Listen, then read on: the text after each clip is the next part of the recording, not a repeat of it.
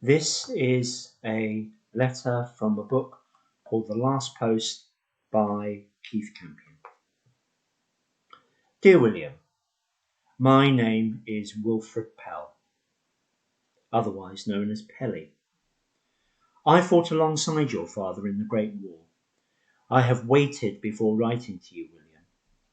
Like many men who return from the war, I have tried to bury my thoughts, feelings and memories deep within me, but they are always there, gnawing away.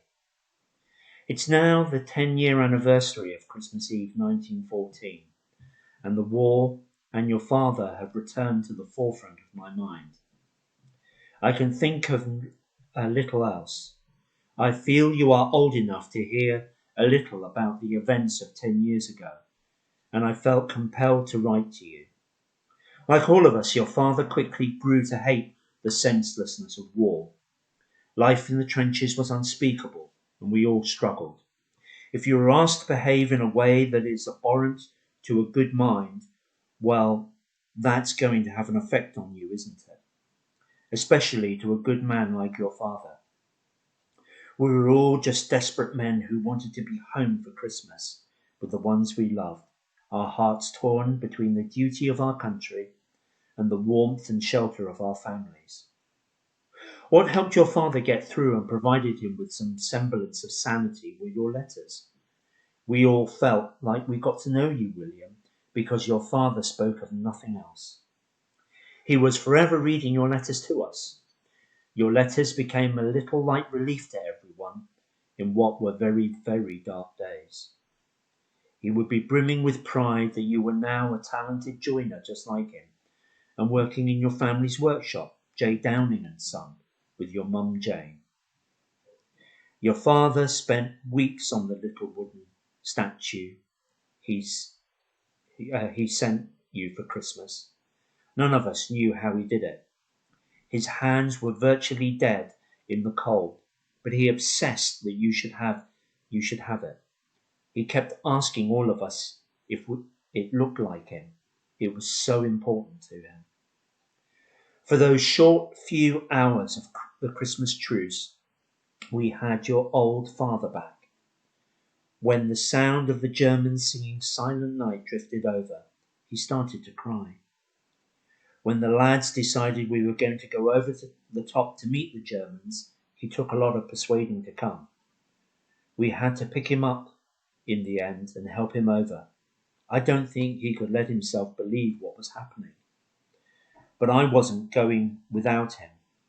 We socialized and shook hands with the Germans on no man's land. It was sobering to realize that the German lads were just like us, young men who wanted to talk 10 to the dozen about what and who they had left behind.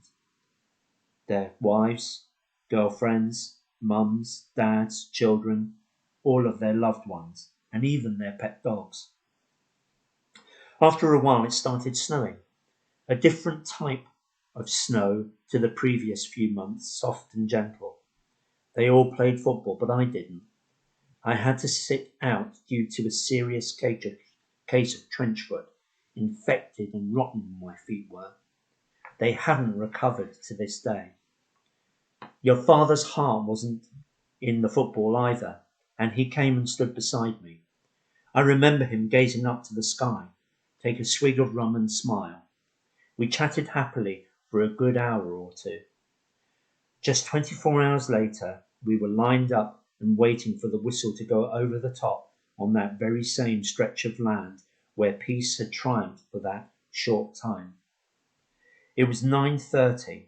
Those in charge liked to have their breakfast before they were sending men to their death, and we were the first wave of the day. An exploratory mission, they said. They were making a point that there couldn't be any fraternizing with the enemy. At the last minute, I was called away and told to stand down. I could barely move and was in no fit state to go as the trench fever had gripped me. Those were in the early days where common sense still reigned to some extent, and there were still plenty of men around to fight. I begged them to let your father stay too, but to no avail. He lined up with the lads, the factory lads, and waited for the whistle. I think he turned and winked at me at the very last moment, but my memory has become confused by the many vivid dreams I have. I think he found it a blessed relief to be going over, to be completely honest with you, William. The barrage was hard going, and he was at his wits' end. Your father died going over the top that morning, as many others did. Talented men, who were fathers, sons, uncles, nephews, all cut down in their prime. They never stood a chance. Men against machine guns. It's not difficult to realise who would come out on top. But it never seemed to dawn on those in charge. When they didn't come back, the grief nearly swallowed me up. Just a few days later, your last letter arrived. It broke the hearts of the few boys that were remaining, but it ignited something inside us. We were going to find your father, just as you had wanted. We heard from the handful of witnesses who survived that he was one of the first to fall. He couldn't have been far from our trench. The next night, during a break in the barrage, 6 of us took our chance and crawled out into no man's land. We had to navigate the razor-sharp loops of barbed wire, and I was in terrible pain with my feet. I'd never felt so exposed in all my life. But we found him, William, eventually. We carried him back to the trench in the darkness. At the last minute, there was a few rounds of machine gun fire shot as a warning.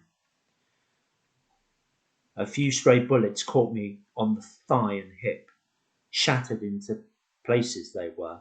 I've still got the scars and can't walk more than 20 paces. But I was lucky, I'm told. The pain couldn't take away the euphoria of getting your dad back. We buried him the next day, with every single one of your letters tucked into his pockets, and your photograph. William, I hope my letter has a desired effect and brings some comfort to you. None of us felt like heroes in the Great War. We were just very scared men who were thrown into an unbearable situation. Your father was a hero to me, though, as I'm sure he will always be with you. Signed, Wilfred Pell.